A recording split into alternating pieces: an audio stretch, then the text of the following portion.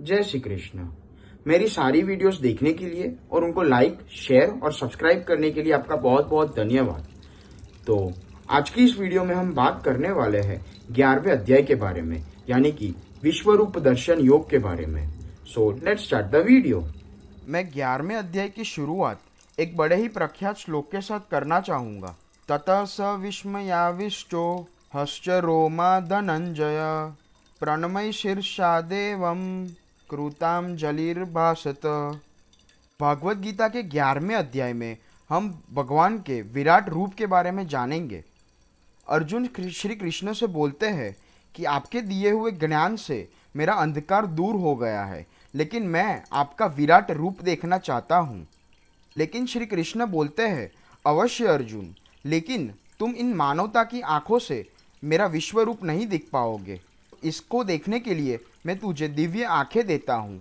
इसके बाद अर्जुन ने जो देखा वो वास्तव में कल्पना से परे था। भगवान का ना ही कोई अंत था, ना ही कोई आरंभ था और ना ही कोई मध्य था।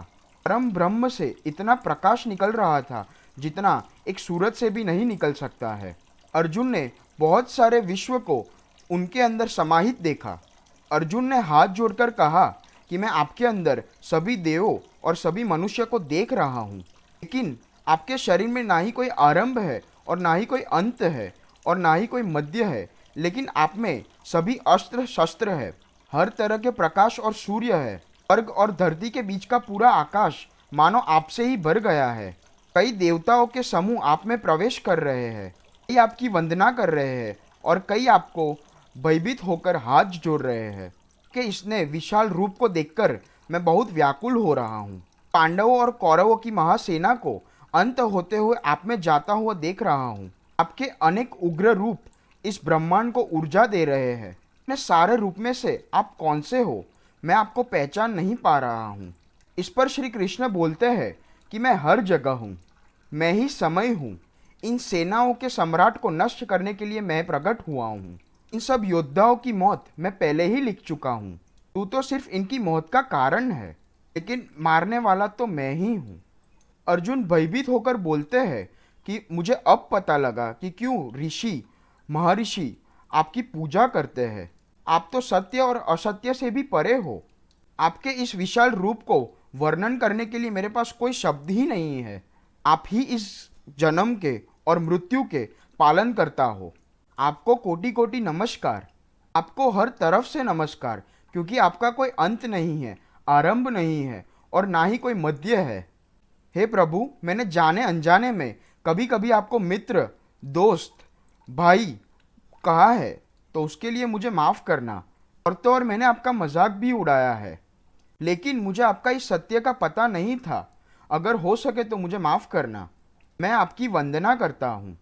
एक पिता जैसे पुत्र को क्षमा देता है, एक सखा जैसे दूसरे सखा को क्षमा देता है, वैसे ही आप भी मुझे माफ़ कर देना। आपके इस रूप को देखकर मैं खुश भी हो रहा हूँ और भयभीत भी हो रहा हूँ। इसीलिए कृपया करके आप अपना प्रसिद्ध चतुर्भुज विष्णु रूप दिखाइए। मैं आपको मुकुट, चक्र और गदा के साथ देखना चाहता हूँ। इस पर श्री कृष्ण बोलते हैं, हे अर्जुन, मैंने तेरे आग्रह पे वो रूप दिखाया है जिसे कोई मनुष्य ने नहीं देखा है और ना ही देख पाएगा। मेरे इस विश्व रूप को देखकर तू व्याकुल भी ना हो और भयभीत भी ना हो, और तेरी इच्छा के अनुसार तू मेरा चतुर्भुज रूप भी देख। इस प्रकार श्री कृष्ण भगवान ने अर्जुन को अपना चतुर्भुज रूप भी दिखाया और उसकी व्याकुलता दूर की। इस पर अर्जुन बोलते हैं कि हे कृष्ण, मैं आपका ये रूप देखकर फिर से शांत हो गया हूँ। श्री कृष्ण बोलते हैं कि अर्जुन, जो चतुर्भुज रूप तूने अभी देखा है वो दुर्लभ है और इसको देखने के लिए देवता भी तरसते हैं। ये चतुर्भुजी रूप किसी भी ज्ञान और वेद से देखा जा सकता है, उसमें तप भी करना पड़ता है। लेकिन अर्जुन, जो तेरी तरह मेरा परम भक्त है, मेरी प्रार्थना करता है, वो अंत में मुझसे ही मिल जाता है। इसलिए मैंने ये रूप तुझे दिखाया है।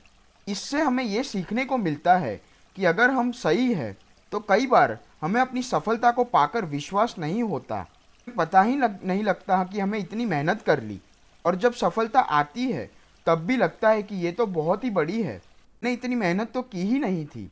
यही एक मेहनती पर्सन का गुण है कि वो मेहनत तो करते हैं, लेकिन उनको पता ही नहीं रहता कि उन्होंने कितनी मेहनत की है, बस वो अपने काम में मग्न रहते हैं। उनके बड़प्पन को दिखाता है। तो हमको ये सीखने को मिलता है 11वें अध्याय में से।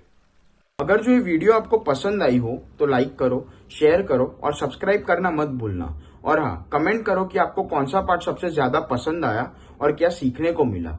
जय श्री कृष्ण।